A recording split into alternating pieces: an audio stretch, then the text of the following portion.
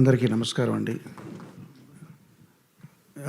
ఈ సినిమాలో రాజా సార్ ట్యూన్కి నేను రాసిన పల్లవి వచ్చి, ఏదో ఏ జన్మలోదో ఈ పరిచయం, నీదో నీ వల్ల నాదో ఈ పరవశం, రాగం నీదై పల్లవి నాదై, చరణం చరణం కలిసిన వేళ పయనాలు ఏ హిమాలయాలకో అన్న పల్లవి. సాధారణంగా డైరెక్టర్ సిచ్యువేషన్ చెప్పినప్పుడు ఆ పాత్రలకి తగినట్టుగా, ఆ సన్నివేశాలకు తగినట్టుగా, కథకు తగినట్టుగా పాట రాయడం అనేది జరుగుతుంది, ఏ రచయిత అయినా సరే. ఇది ఈ పర్టికులర్ పాట ఇది నా జీవితానికి కూడా సంబంధించింది మీకు చెప్పబోతున్నాను. ఎట్లాగంటే, నేను శ్రీ కేవి మహాదేవన్ గారి వీరాభిమాని అండి. నేను ఆయన పాటలు అంటే చాలా ఇష్టం, ప్రతి పాట కూడా తెలుసు ఆయన చేసింది. అట్లాంటి పరిస్థితుల్లో నేను కాలేజీలో చదువుకునే రోజుల్లో యుగంధర్ అనే ఒక సినిమా వచ్చింది. అందులో దాస్తే దాగేదా అనే పాట వినేటప్పుడు పర్టికులర్ థర్డ్ బీజియంలో, అంటే సెకండ్ చరణం ముందర వచ్చే బీజియంలో ఒక వైలన్ బీట్ వస్తుంది. వైలన్ బీట్ వినగానే ఇన్స్టాంట్గా ఒక దిగ్భ్రాంతి, ఒక ప్రేమలో పడి, ఎవరిది దీనికి మ్యూజిక్ అని చేస్తే ఇళయరాజా అని. అప్పుడు ఆయనతో ఆ పాట తొలి చూపులో ప్రేమలో పడ్డానట్టు, తొలి పాటతో ప్రేమలో పడినట్టుగా ఆయనకి నేను అభిమానిగా మారానండి. అది మొదటి స్టెప్.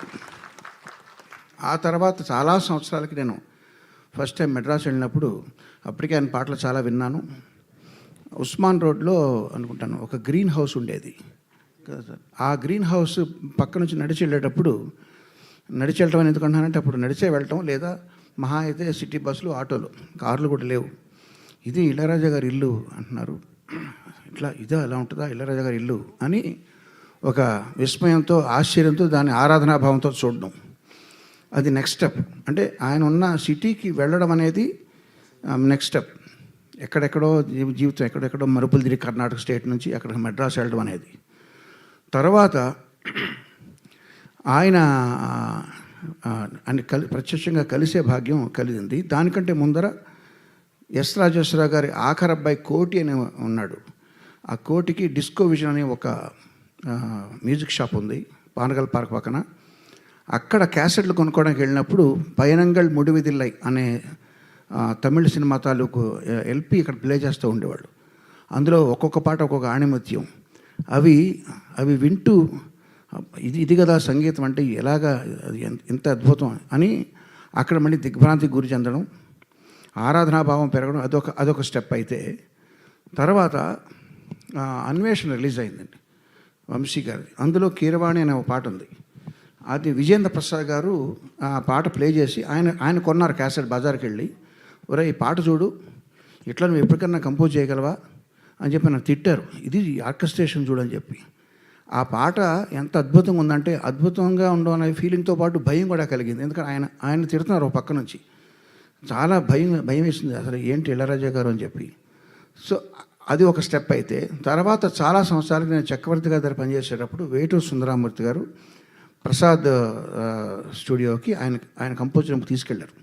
నేను ఆయన కూడా తిరిగేవాడిని, వేటూరు గారు కూడా. అక్కడ నన్ను పరిచయం చేసి, మీ భక్తుడంటే వీరాభిమానం అని చెప్తే అక్కడ ఆయనకు నమస్కరించడం జరిగింది. ఆయన ప్రత్యక్షంగా కలవడం జరిగింది. ఆ తర్వాత స్టెప్ ఇలాగ స్టెప్ బై స్టెప్ ఆయనతో ఆయనకి దగ్గర అవుతూ ఉండగా, అనుమానాస్పదం అనే సినిమా ఆడియో రిలీజ్ ఫంక్షన్కి నన్ను గెస్ట్గా పిలవడం. అక్కడ దేవిశ్రీ ప్రసాద్ వీళ్ళందరూ కూడా వచ్చారు. అక్కడ వంశీ గారు నన్ను పిలిస్తే అక్కడికి వెళ్ళి ఆయనతో సంభాషించే అవకాశం కలగడం, ఇంటరాక్ట్ అయ్యే అవకాశం కలగడం, ఇవన్నీ ఒక ఎత్తు. అయితే మోహన్ బాబు గారి సినిమా కూడా గుండెల్లో గోదావరి అనుకుంటా, అక్కడ కూడా ఆయన కలవడం. ఇలా కలుస్తూ ఉన్న తరుణంలో ఆయనకి నేను పాడదాం అనుకున్నాను. ఒక్క పాట కూడా నేను పాడే అదృష్టం రాలేదు. కానీ ఇప్పుడు చెప్పిన అవకాశం, ఆయనకు పాట రాసే అవకాశం వచ్చింది. ఇళయరాజా గారి సంగీతంలో నేను పాట రాస్తానని కలలో కూడా ఊహించలేదు. అట్లా రాసిన తర్వాత ఇదిగో ఈ పక్కన ఆయన పక్క కుర్చీలో కూర్చోవడం అనేది, ఇది ఎవరెస్ట్ శిఖరం ఎక్కినట్టు అన్నమాట. ఇప్పుడు చూడండి, నేను చెప్పిన కథ అంతా కూడా ఇది నా కథే, ఇందులో నేను రాశాను తప్ప నేను ఈ సినిమాకి పాట రాశానా, ఈ సినిమా సన్నివేశాన్ని రాశాను అనుకోవట్లేదు. ఏదో, మళ్ళీ పాడుతున్నా చూడండి. ఏదో ఏ జన్మలోదో ఈ పరిచయం, నీదో నీ వల్ల నాదో ఈ పరవశం, రాగం నీదై సార్ పాడమన్నారు. అదేనండి. ఆ పాటలో ఈ భావాన్ని సినిమా కోసం కాకుండా ఇప్పుడు దాకా నేను చెప్పిన రాజా గారి పట్ల ఉన్న నాకున్న అభిమాన భావానికి సంబంధించిన పాటగా మీరు అర్థం చేసుకోండి. ఏదో ఏ జన్మలోదో ఈ పరిచయం నీదు మీదో మీ వల్ల నాదో ఈ పరవశం రాగం మీదై పల్లవినాదై చరణం చరణం కలసిన వేళ పయనాలు ఏ హిమాలయాలకో. ధన్యవాదాలు సార్. ఈ అవకాశం నాకు ఇప్పించిన రూపేష్, పవన్ వారికి నాకు పరిచయ వారధిగా నిలిచిన మా మిత్రుడు చైతన్య ప్రసాద్ గారికి ప్రత్యేక ధన్యవాదాలతో మీ అందరికీ కూడా శుభాకాంక్షలు. రాజా గారు నా గాడ్ ఫాదర్ లాంటి ఆయన.